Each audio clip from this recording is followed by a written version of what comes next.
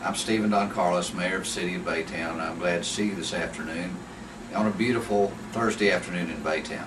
The City of Baytown Police Department got a new Bearcat SWAT vehicle courtesy of the 100 Club of Houston.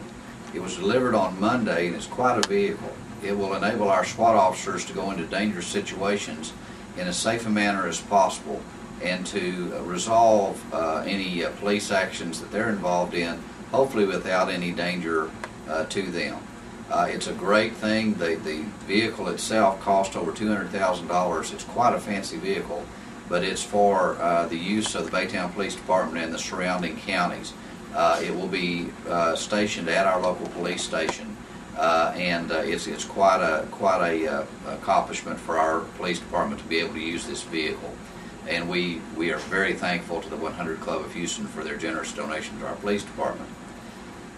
A heads up for y'all, I know those of you who go into Houston using the Interstate 10 have had the unfortunate experience of trying to get onto the East Freeway going into Houston on the San Jacinto River Bridge because of the current construction.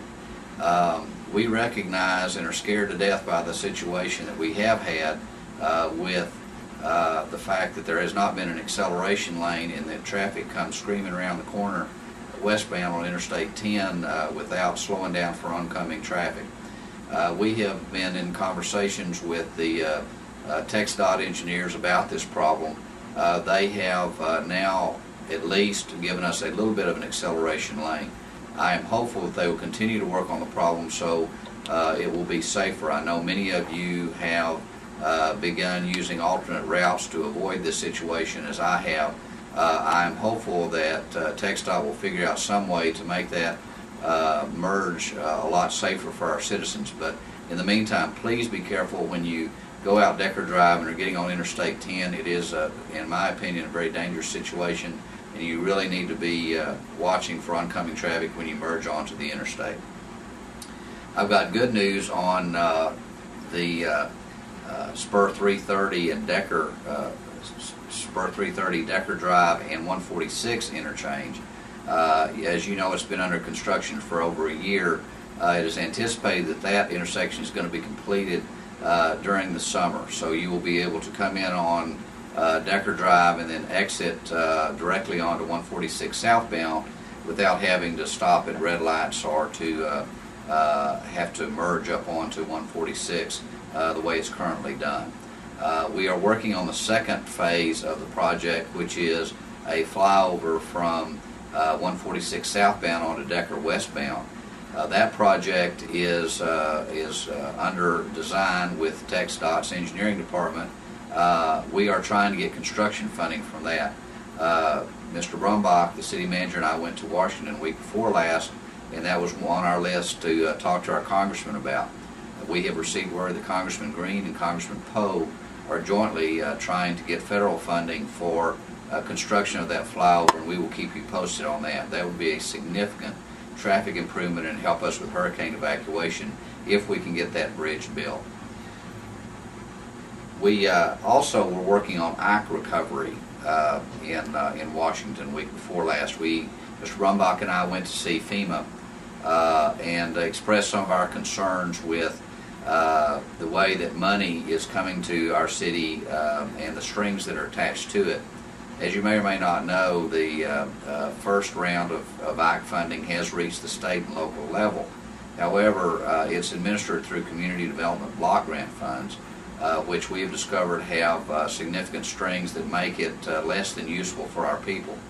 We are attempting to get FEMA and Washington to change the rules so that some of this money can be used by Lakewood residents to help them elevate their homes where necessary, and so it will be useful to more of our citizens.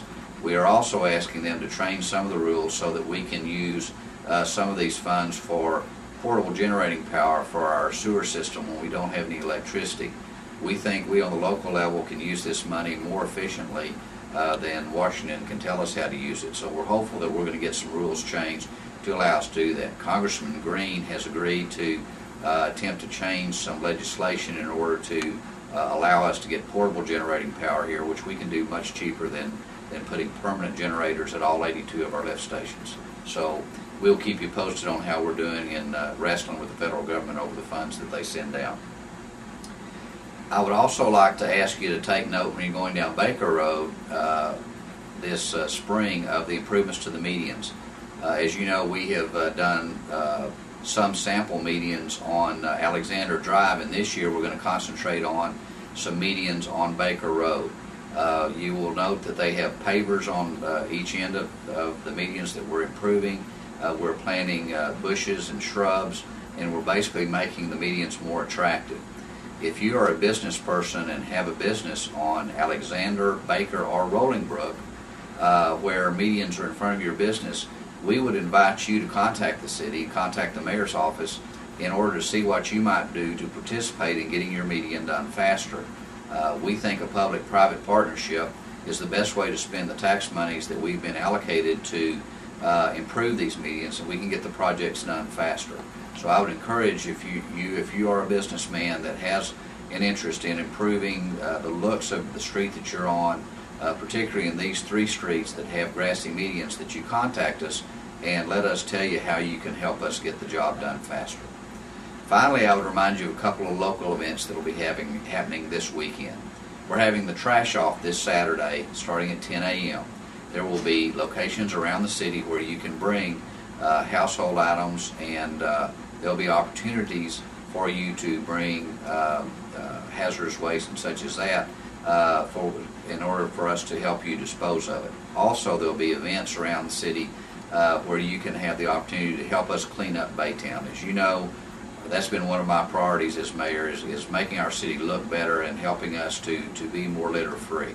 We are hopeful that you'll participate in the trash off this Saturday, and that you will contact the city. If you have any questions, we will tell you where the locations are that you can bring trash and other things you need to dispose of, and we hope that all of you will participate in making our city look a lot cleaner.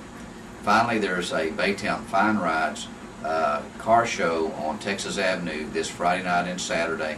We're hoping for beautiful weather like we have today. We would like to see you come down. There will be really neat looking old cars that hobbyists have spent much time on putting them in mint condition. There's going to be an award ceremony at 3:30 on Saturday afternoon on Texas Avenue. We ask all of y'all to come down, look at some of the food booths, and participate in what we think will be a really neat event for Texas Avenue.